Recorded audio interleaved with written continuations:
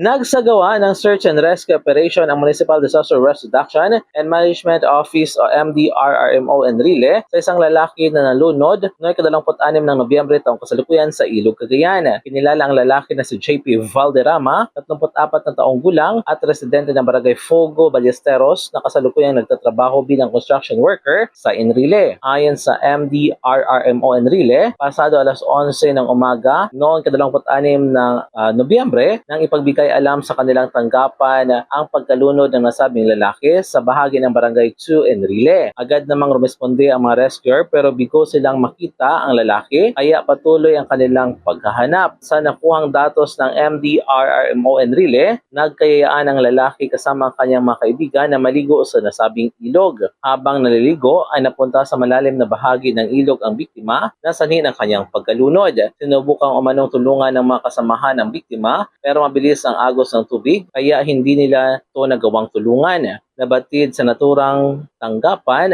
na bago ang pagkalunod ng biktima ay nag-inuman pa ang mga ito kasama ang mga kaibigan sa bank house sa Barangay 2. Sa ngayon patuloy ang paghahanap ng rescue team ng MDRRMO Enrile kasama ang kapulisan ng Bureau of Fire Protection. Mula dito sa Cagayan, MG de la Cruz para sa Radyo Alternatibo, Balita Nationwide.